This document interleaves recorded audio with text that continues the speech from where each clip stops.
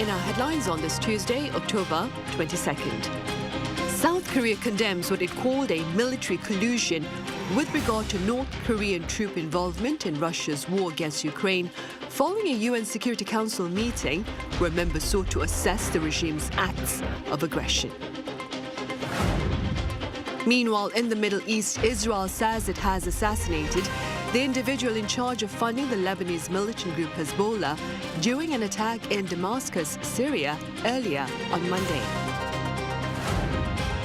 And early voting is underway in the U.S. as the country counts down precisely 2 weeks to the presidential election on November 5th, which polls suggest is a closely contested race.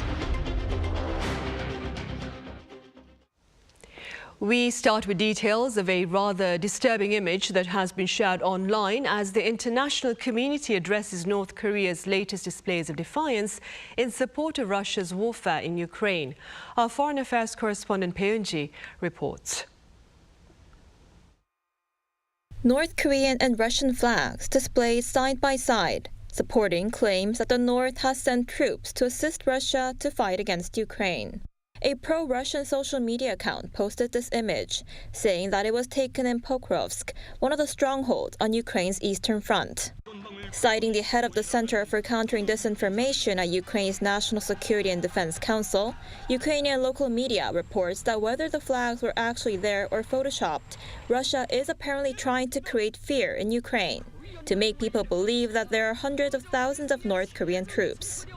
This comes after South Korea's intelligence agency officially confirmed last week that North Korea had deployed around 1,500 Special Forces troops to Russia.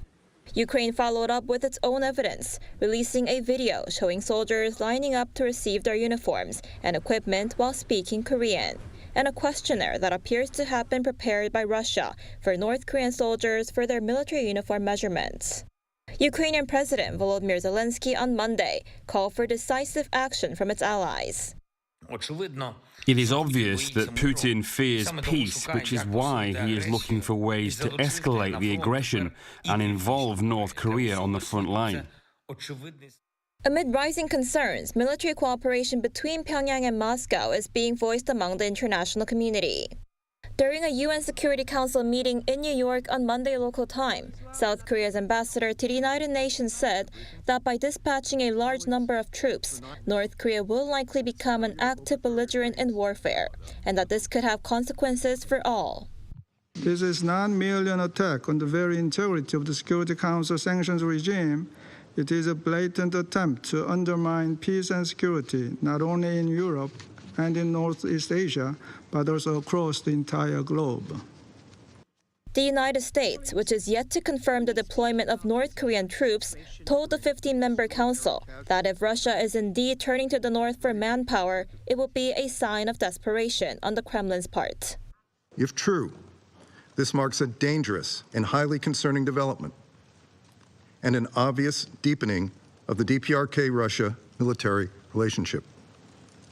We are consulting with our allies and partners on the implications of such a dramatic move. Separately, the White House said that it'll be releasing a statement in the next couple of days. However, North Korea has rejected the claims, saying at the UN General Assembly meeting on the same day that they're baseless rumors, and that the regime does not feel the need to respond. Bae Eun-ji, Arirang News. Here in South Korea, the National Security Council has vowed a tangible action plan in accordance with the scale of North Korean support of Russian warfare against Ukraine. Our top office correspondent Kim Do-yeon has more.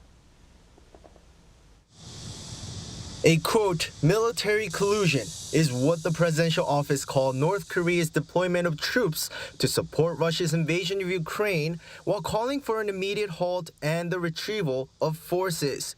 This came on Tuesday as the National Security Council held a standing committee meeting to discuss potential responses. The government will implement phased response measures according to the progress of military cooperation between Russia and North Korea following North Korea's dispatch of combat troops. In this process, we will closely coordinate with our allies and friendly nations to ensure that strong and effective measures are taken against the Russia-North Korea military cooperation. While the top office opted not to specify what the responses would be, as revealing them could impact future cooperation with Russia and North Korea, an official told reporters that responses could be through diplomacy, economic retaliations, or even military action. In addition, the top office says it's opened the possibility of the military cooperation between Pyongyang and Moscow threatening peace on the Korean Peninsula, and possible scenarios are being reviewed. It also condemned North Korea for neglecting its own people, calling it a criminal organization. Meanwhile, attendees of the meeting pointed out that the North Korean regime, which has completely ignored the livelihoods and human rights of its people while focusing solely on nuclear missile development, is now driving young North Koreans into a senseless war of mercenaries for Russia. This, we noted, is an act of admitting that the regime is a criminal organization. In the meantime, South Korea is the only country to confirm North Korea's deployment of troops for Russia, other than Ukraine, with President Volodymyr Zelensky saying so himself. A top office official says that the intel was a result of gathering and sharing with the nation's allies and friendly nations like the U.S. and Ukraine over an extended period of time. Therefore, the current stance taken by the U.S., who has much to consider before confirming this, is unrelated to the objectivity of the intelligence. In fact, confirmation should follow soon. In addition, the official said that it's not clear how the deployment will impact the front lines in Ukraine, as there are many factors that will play into it. And South Korea currently is diplomatically calling for the retrieval of troops before it gets to the front lines and to stop the cooperation at this stage. Kim Do-yeon, Arirang News.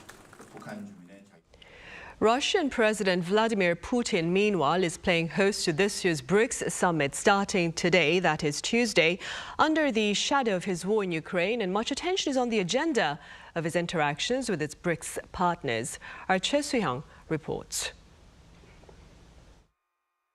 Russian President Vladimir Putin and Chinese President Xi Jinping will meet again at the BRICS summit being held in Russia. Russia is hosting this year's three-day annual BRICS summit in the city of Kazan in the Russian Republic of Tatarstan from Tuesday. President Putin and President Xi are continuing their meetings at the BRICS summit following the Shanghai Cooperation Organization summit in Kazakhstan in July, a state visit to Beijing in May, and the Belt and Road Forum in China in October last year. This meeting comes after the South Korean National Intelligence Service announced that North Korea has sent troops to Russia in support of the war in Ukraine, raising attention as to whether the two leaders will discuss this issue. Returning with Xi, Putin is also set to hold multiple bilateral talks on the sidelines, with speculation that Russia's use of North Korean troops for its war in Ukraine will be on the agenda. The Kremlin has called the summit one of the largest-scale foreign policy events ever to be held in Russia. The theme of the event is strengthening multilateralism for fair global development and security.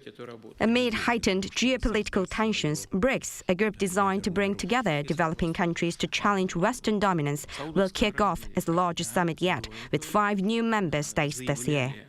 Along with Xi, India's Narendra Modi, Turkey's Recep Tayyip Erdogan, UN Secretary General Antonio Guterres, and 24 heads of state are expected to attend, including the newest members of Egypt, Ethiopia, Iran, Saudi Arabia, and the UAE. The first ever summit of BRICS Plus will likely discuss the wars in Ukraine and the Middle East and improving economic and cultural cooperation within the bloc. And despite speculation that the Ukraine war and an international arrest warrant would isolate Putin, more countries are seeking membership, with Turkey, Azerbaijan, and Malaysia already having made formal applications. During the summit, President Putin is also expected to advocate for a new global payment system, moving away from the Western-led financial system. Choi Soo-hyung, Arirang News.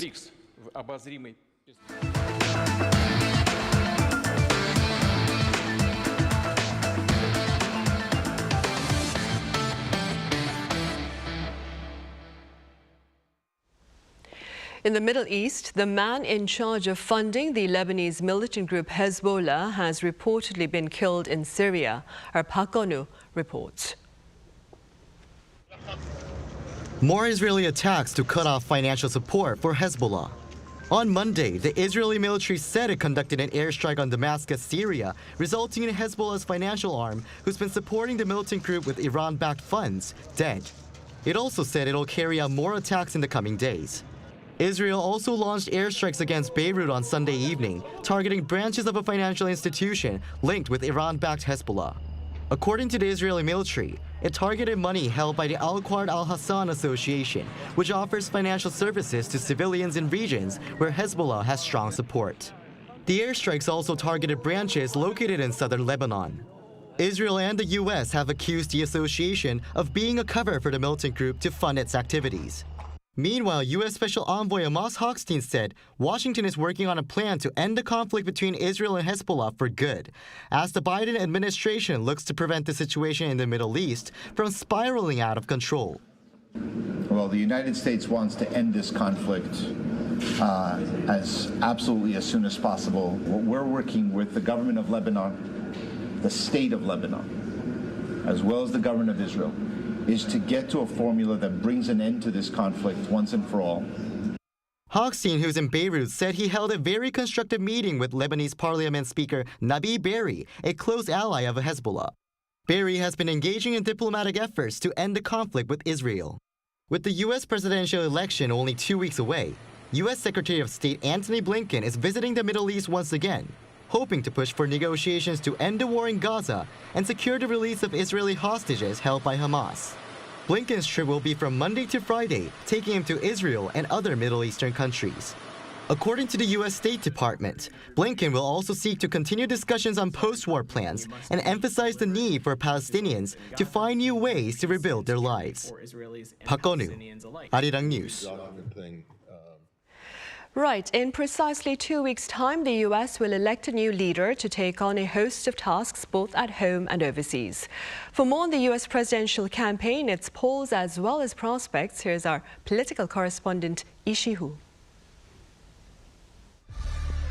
With just 2 weeks remaining until the November 5th U.S. presidential election, the Democratic presidential candidate, Vice President Kamala Harris, and the Republican candidate and former President Donald Trump are focusing their efforts to win over undecided voters in key swing states. Harris on Monday visited the battleground states of Pennsylvania, Michigan, and Wisconsin with former Republican Congresswoman Liz Cheney. There, Harris and Cheney held conversations with voters, many of whom were conservative, suburban women in the Midwestern states. Harris described Trump as a threat to democracy who is increasingly unstable. And it should lead us to observe that he is increasingly unstable. But you don't have to take my word for it.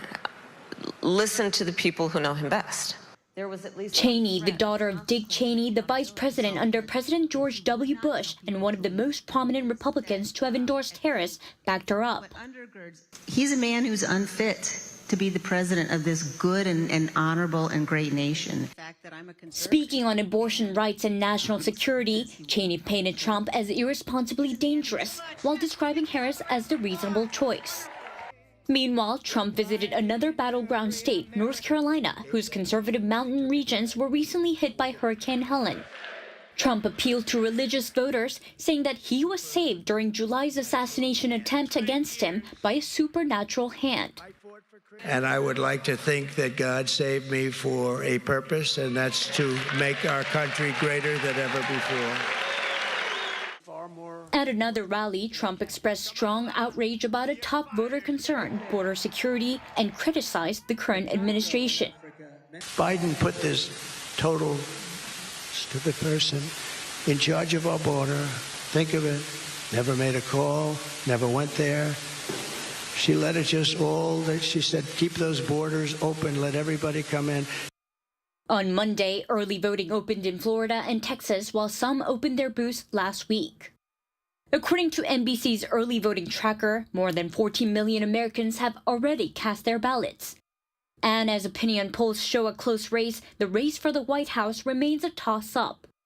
It's extremely close, especially in the battleground states. Among likely voters, 49% support Harris and 48% support Trump. It's likely that in the next 14 days, Harris and Trump will continue to focus their campaigns on the 7 key swing states. 이시후, Arirang News. On the local front, producer prices eased for the second month in a row in September. According to the Bank of Korea, the producer price index dropped 0.2% on month, following a fall by the same amount in August as well. September's drop was reportedly driven by plunging prices of industrial products, which offset gains in prices of agricultural products. Meanwhile, on year, September's producer price index was up by 1%. In sports news, the Los Angeles Dodgers and New York Yankees are poised to face off for the first time in over 4 decades at this year's Baseball World Series. The Dodgers sealed the World Series spot for the first time in 4 years in the 6th playoff for the MLB National League Champions Series, beating the New York Mets 10-5 this past Sunday, with Korean-American Thomas Hyun-soo Edman named Most Valuable Player. The first game of the World Series will take place on October 26th, with ticket sales setting near record highs. Meanwhile, Korea is the venue of Asia's first Disney 100 exhibition, which seeks to share the stories of this much-loved entertainment company over the past century. Our Ian Jin gives us a glimpse. Big round black ears. Mickey Mouse made his first public appearance in the 1928 animated short film Steamboat Willie and has since become a symbol for Walt Disney.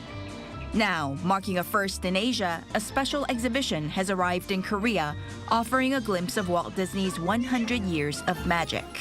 Each one of those galleries is dedicated to Walt's own ideas and shows how those who follow in his footsteps continue to make magic, building on the very foundations that he established. The Walt Disney Archives has opened its vault of treasures. From the life of creator Walt Disney to stories of adventures from the world of Disney, including Star Wars and Marvel, are conveyed through various media. There's also a Peter Pan attraction standing more than 2 meters tall and more than 250 rarely seen artifacts and works of art, costumes and props, and incredible memorabilia for Disney fans to enjoy.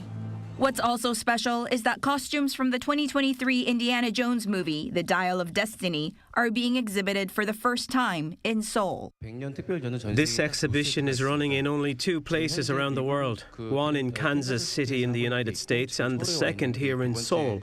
It shares some 250 of the same pieces. The Walt Disney Company says it aims to go back to the basics to carry out Walt Disney's philosophy, and highlighted that the Asia-Pacific region, including South Korea, would be a pivotal platform for the next 100 years.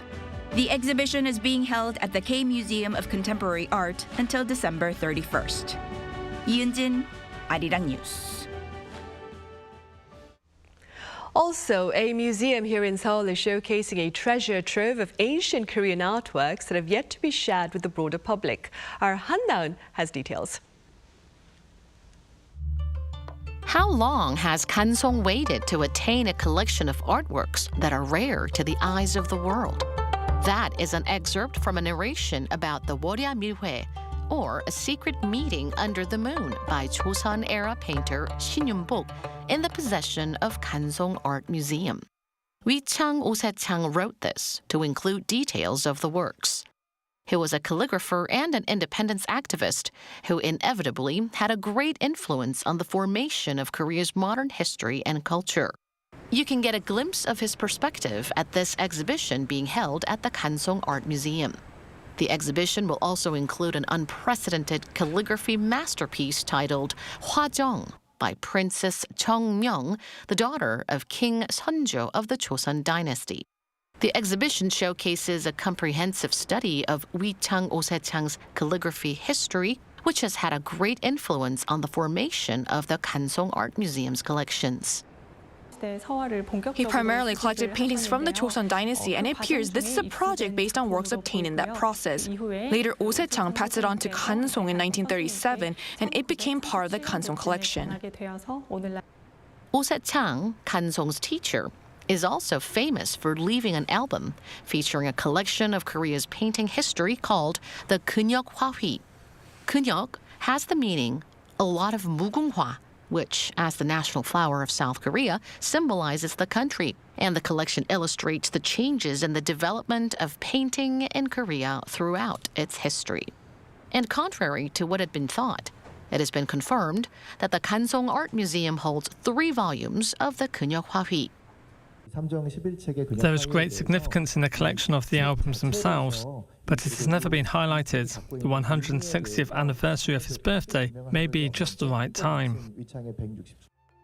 The exhibition will include artworks from the Goryeo era, such as the piece Yangdo, delicately hand-painted by King Gongmin, to the modern era, and runs until December 1st.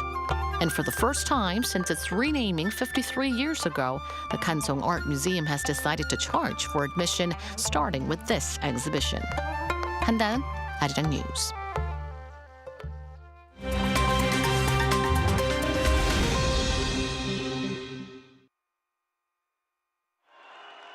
This is The World Now, bringing you the latest stories from around the globe. Tech billionaire and the world's richest man, Elon Musk, promised on Saturday to give away $1 million each day until the November 5th US presidential election to a lucky winner from those who have signed his online petition. And 3 winners have already been announced. The petition, created by Musk's campaign group, America PAC, which was set up to support Republican Donald Trump in the upcoming presidential contest, is one that supports the First and Second Amendments of the U.S. Constitution, free speech, and the right to bear arms. America PAC's petition was created to encourage voters in 6 swing states, Georgia, Nevada, Arizona, Michigan, Wisconsin, and North Carolina, to sign and refer the petition to other voters, where a sum of up to $100 is promised for each referred signatory in some states. Now the legality of Musk's offer for voters is being questioned, with Pennsylvania's Democratic Governor Josh Shapiro calling on law enforcement to investigate the action on Sunday. Australian Senator Lydia Thorpe heckled Britain's King Charles on Monday at a parliament reception for the monarch in Canberra, accusing him of committing genocide against the Australian people and saying she does not accept his sovereignty. She shouted, "You're not our king, you're not sovereign. You committed genocide against our people," as Charles finished a speech. Thorpe, an Aboriginal Australian independent politician and senator for Victoria since 2020, has made headlines before as an outspoken Indigenous rights activist. Vietnam's Communist Party elected Army General Luong Quang as the new state president on Monday. 67-year-old Quang won votes from his party members in parliament to be confirmed as To Lam's successor, who has now moved on to a much more powerful position of Communist Party leader following the death of the previous General Secretary, Nguyen Nhan Phu Trong, in July. Quang, who is also a member of the Politburo, Vietnam's top decision-making body, previously held a key position in the Secretariat of the Communist Party. Kim Seong, Arirang News.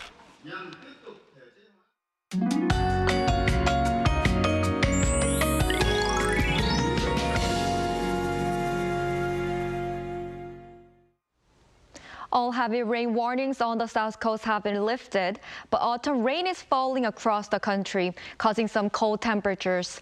Please be careful as there may be strong rain accompanied by thunder and lightning until dawn tomorrow.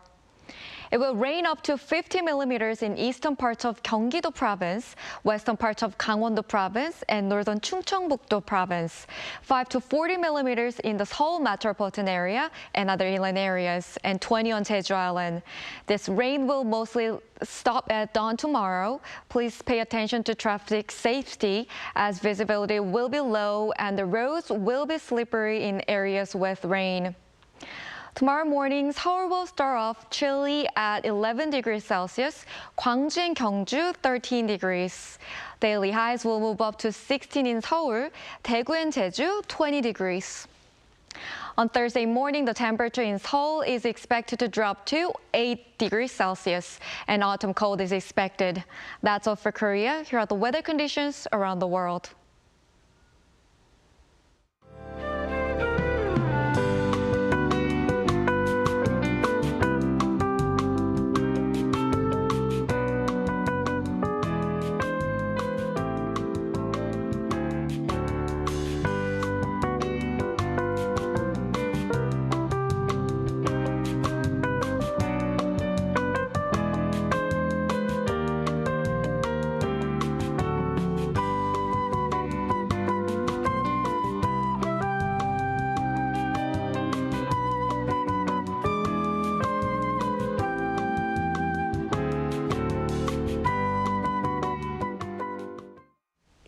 Those are the headlines at this hour here in South Korea. Coming up right after this break is our daily panel session. Do stay with us.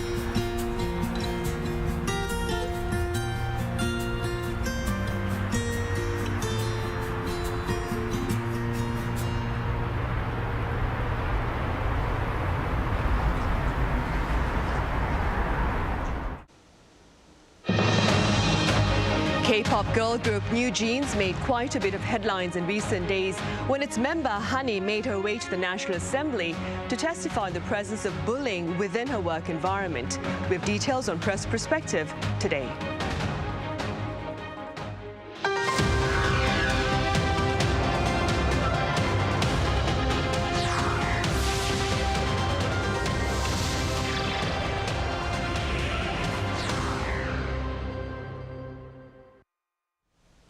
Hello and welcome to Tuesday's edition of Press Perspective. Today we touch upon a social issue of concern within Korea's entertainment industry that was recently brought to light by New Jeans member Honey at the Parliament, where she shared her experience of workplace bullying. For more on this, I have Mariana Baroli, a journalist for Italian news magazine Panorama. Mariana, it's a pleasure to have you here with us. Thank you for having me. Thank you. Nice to meet you. Right. I also have Bernie Zhou, the head of DFSB Collective, a digital media marketing and distribution agency. Bernie, it's great to have you here. Oh, it's good to be back. Thank you. Right, Mariana, we'll start with you. Let's begin then with details of Honey's testimony at the National Assembly. What did she say and what were your takeaways from it? Of course, she testified. I think that her talking at the Parliament was like a huge step in the K-pop industry right now. She actually exposed what was happening inside one of the major company in South Korea, and she said that she was telling her to ignore her, which is, I think when you're at such a young age, it's crazy to think that to have someone that tells someone else to just ignore you. Also, when you're under such a reflection and everything, it's so difficult to deal with all the stress and the impact of this kind of behavior. So yeah, I think that her testimony on telling people about bullying for the first time in a parliament, it's a huge step in the K-pop industry. Right, she's spoken about how a few of her colleagues, if you will, had been told to ignore her greeting. And this caused quite a bit of an issue at the Parliament while she made a testimony. Bernie, staying with that, what were some of your takeaways from Honey's testimony at the Parliament? In all fairness, I mean, we have to talk about highlights, but unfortunately also lowlights. In terms of highlights, you know, I was incredibly impressed because here's a young woman going in front of the National Assembly on live television, and this was obviously going to go worldwide.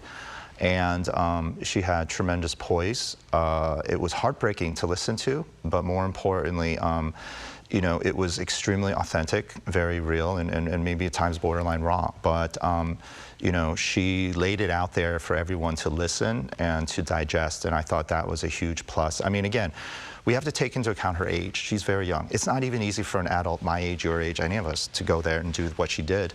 And then the fact that she's not a native Korean speaker. You know, she's from Australia and of Vietnamese descent. And so for her to do this in what I thought was really very good Korean under those circumstances was phenomenal. But there were some lowlights.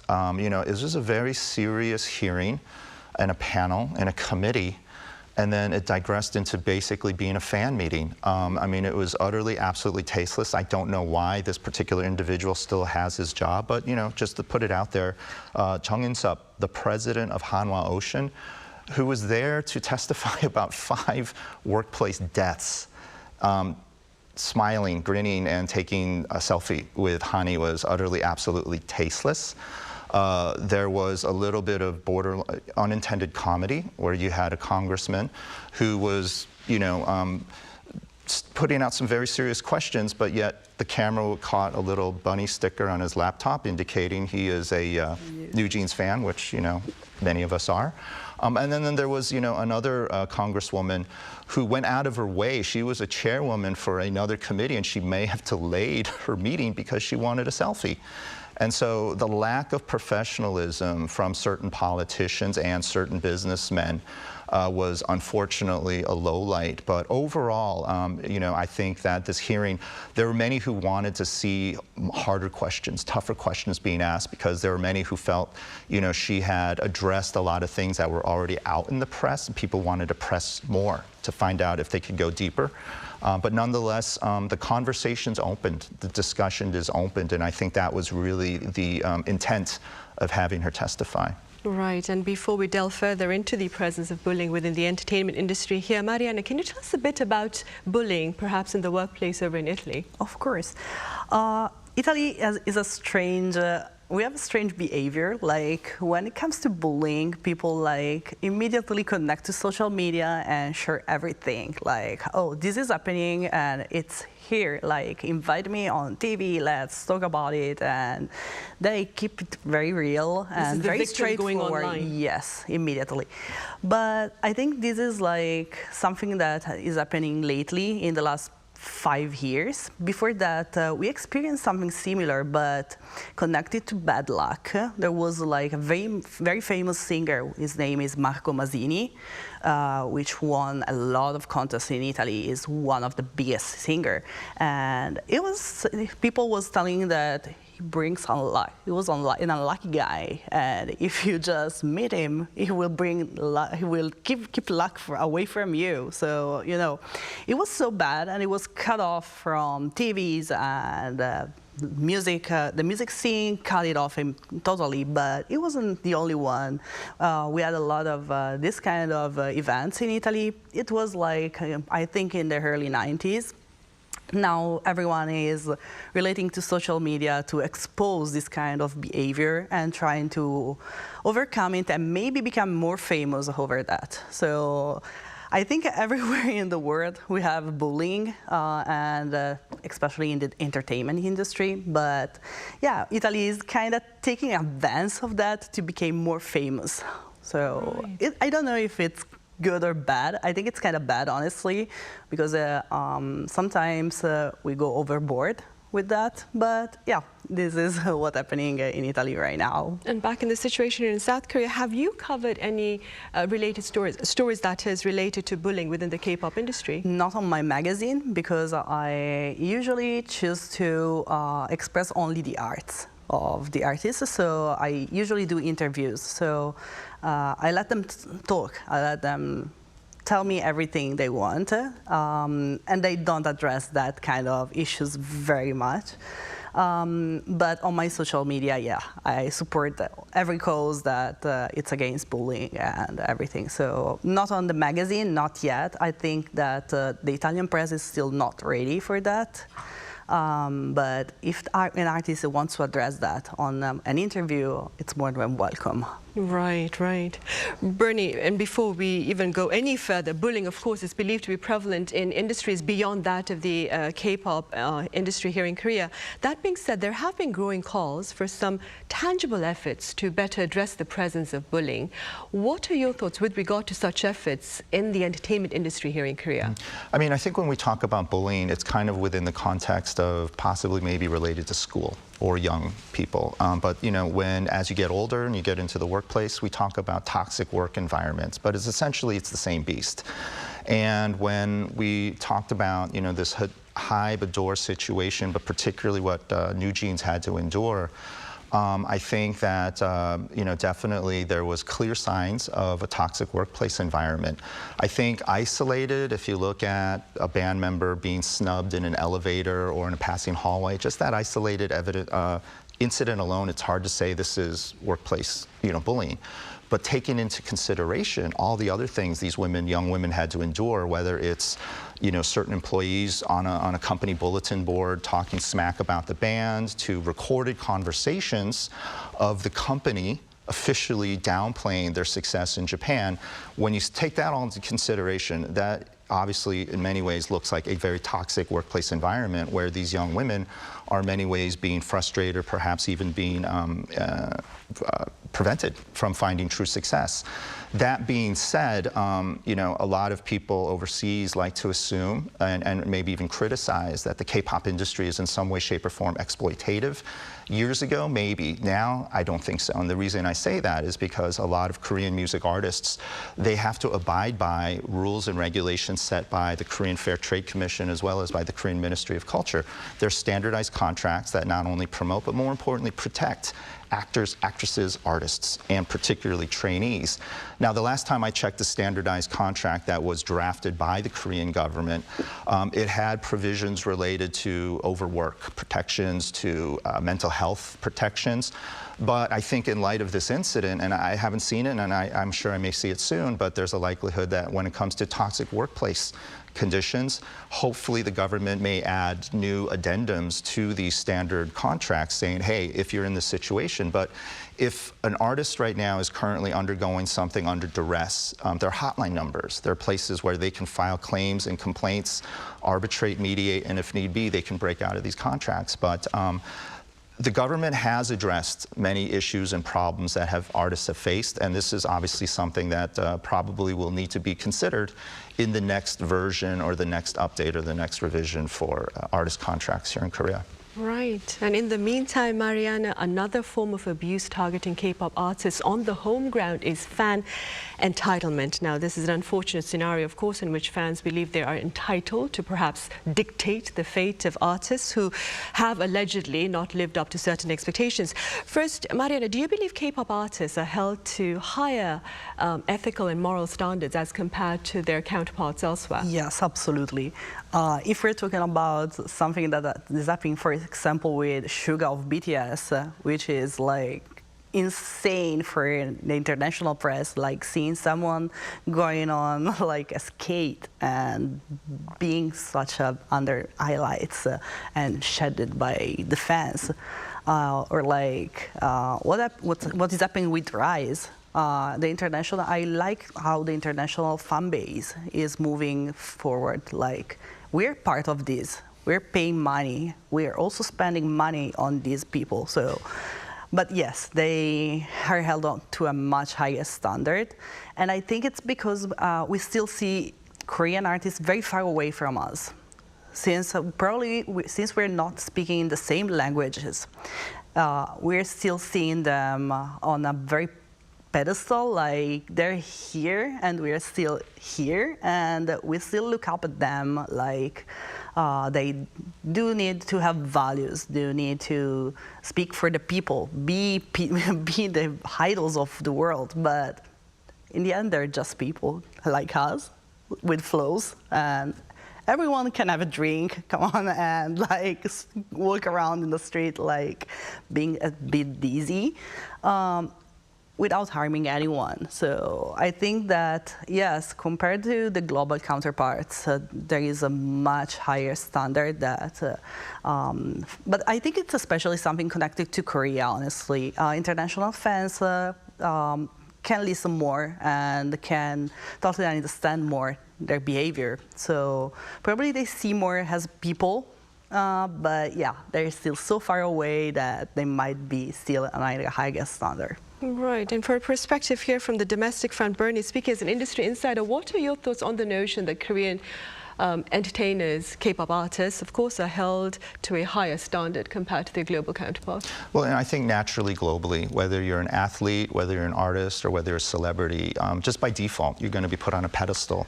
But I think what makes the Korean or the K-pop experience, I wouldn't say not just unique, but different, but also a little bit more toxic, is the fact that in addition to the pedestal, there's a noose.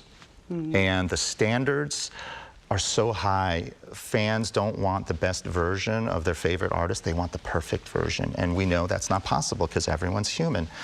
And what really bothers me is like, look, I think holding artists to higher standards in and of itself is okay, but the fact is that artists, on a good day, bad day, they're gonna make mistakes, they're human. And the thing is that right now, if you become a hashtag and you're canceled, there's zero road to redemption. And if we continue to apply this impossible standard on K-pop artists, many artists will never become stars because they're not given room to make mistakes and grow and learn from their experiences. tough experiences often make great lyrics. If Taylor Swift did not have a series of boyfriends, she would not have had so many hit albums. I know for me, I mean, one of my favorite artists that I'm listening to right now is an artist by the name of Jelly Roll. And he's admitted, when I was younger, I robbed somebody, and he wants to go back and find the people that he stole from for redemption. And I'm thinking, you know what, this would never happen in K-pop, because if a female artist dated somebody, canceled. So forget about new albums or world tours, done. And if it's a male artist who might have broken the law in some way, shape, or form, they would never have the ability to come back and succeed. And so I think this very tight, perfectionistic fan culture needs to kind of step back and breathe a bit. And so for me, you know, recently there was an artist by the name of Seung-han from Rise, who the company was willing to bring him back because, you know, he had sort of done his remorse and rehabilitation. And, you know, honestly, for international fans, they couldn't figure out what the big deal was. He had a compromising photo, and he had a drink or a smoke, which last time I checked is kind of normal if you're a young adult.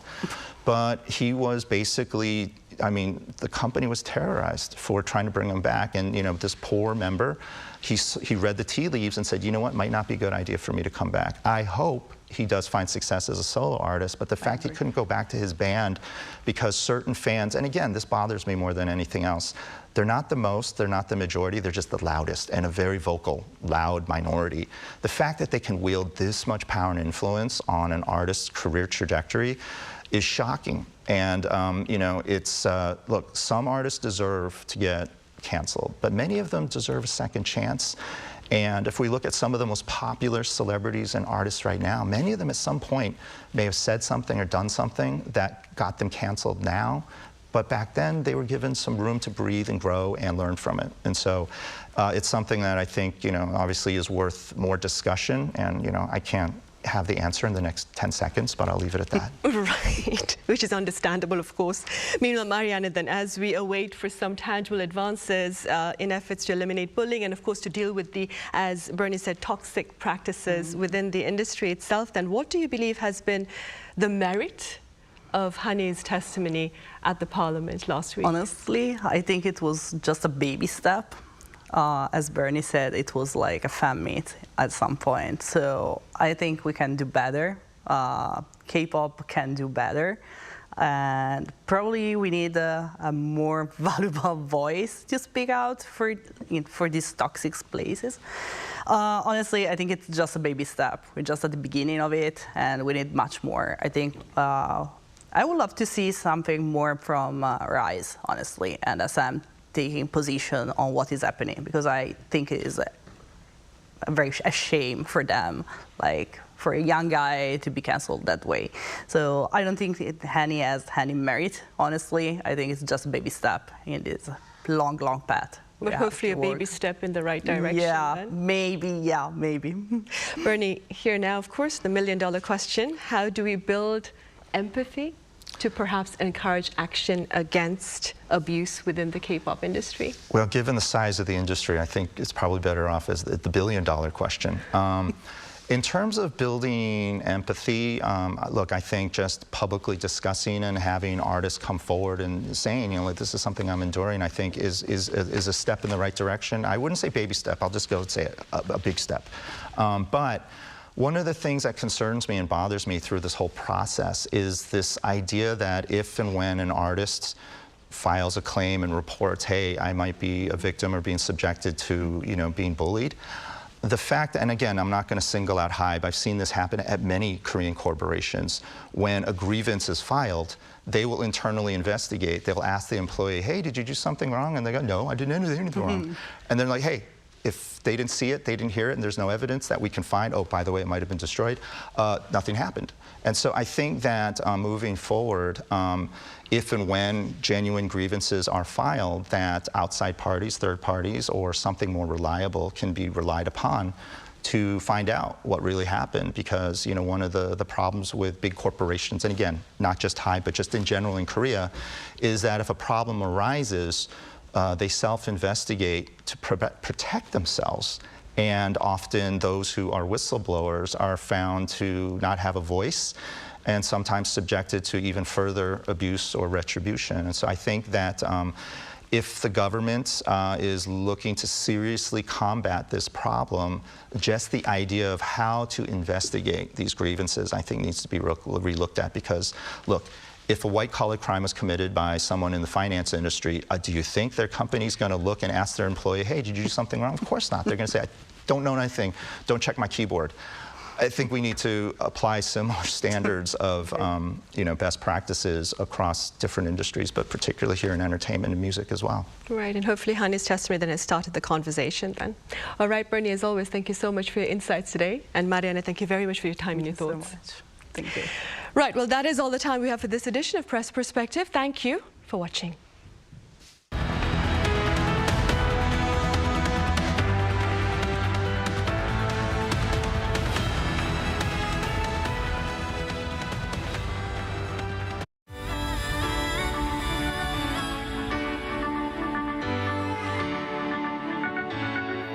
Completely new.